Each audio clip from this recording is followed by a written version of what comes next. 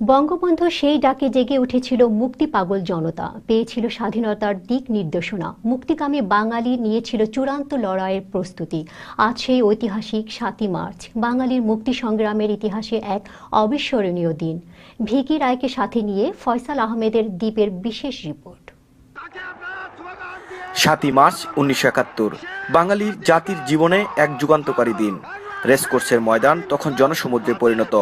বাঙালি জাতির জনক, মুক্তির দূত বঙ্গবন্ধু শেখ মুজিবুর রহমান ১৯ মিনিটের স্থায়ী একটি ভাষণ দিলেন। এই একটি ভাষণ, একটি ঘোষণা স্বাধীনতাকামী লক্ষ কোটি মানুষকে উজ্জীবিত করে তোলে।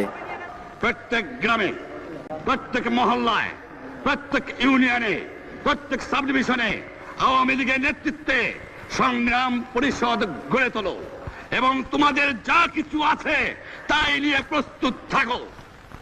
মনে রাখবা, রক্ত যখন দিয়েছি, রক্ত আরো দেব। এই দেশের মানুষকে মুক্ত করে ছাড়বো ইনশাআল্লাহ।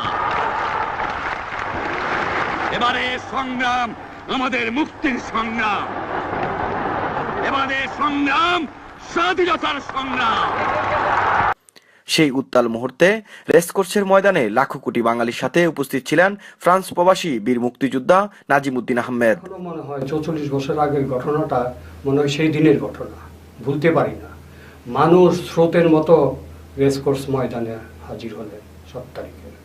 তো এই ৭ তারিখে বঙ্গবন্ধু যখন আসতেছিলেন তখন বাজে হয়তো ৩টা ১০ এরকম হবে।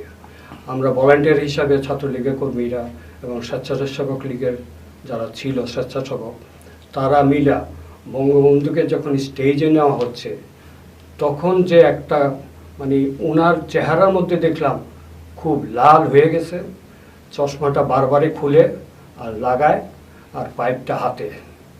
তো উনি যখন মঞ্চে উঠলেন, ওইখানে তো প্রায় ১০ লক্ষ লোক, ওই লোকের মাঝে উনি যে ভাষণটা দিলেন, আমরা প্রতিটা মুহূর্ত, প্রতিটা সেকেন্ড মনে হচ্ছে রক্ত গরম হয়ে যাচ্ছে। ঐতিহাসিক সেই ভাষণের পর বিশ্বের বুকে বাংলাদেশ নামক রাষ্ট্র আর কেবল স্বপ্ন ও আন্দোলনের মধ্যে সীমাবদ্ধ থাকেনি। ১৯৭১-এর ১৬ ডিসেম্বর পাকিস্তানি সৈন্যদের আত্মসমর্পণের মধ্য দিয়ে বঙ্গবন্ধুর সেই ঐতিহাসিক ৭ই মার্চের ভাষণের অনিবার্য তাৎপর্য জানান দিয়ে বাংলাদেশ স্বাধীন সার্বভৌম এক রাষ্ট্র হিসেবে আত্মপ্রকাশ করে। বিশ্বখ্যাত রাষ্ট্রবিজ্ঞানী আর ঐতিহাসিকগণ বঙ্গবন্ধুর সেই বজ্রকণ্ঠের ভাষণের ভূয়সী প্রশংসা করে ইতিহাসে তার স্থান অম্লান, অমর, অক্ষয় করে রেখেছেন। ঐতিহাসিক এই ভাষণ আজও প্রতিধ্বনিত হয় বাঙালির হৃদয়ে, দেহ মনে জাগিয়ে তোলে শিহরণ, উজ্জীবিত করে সামনে এগিয়ে চলতে। ফয়সাল আহমেদ দ্বীপ, UNTV, ফ্রান্স।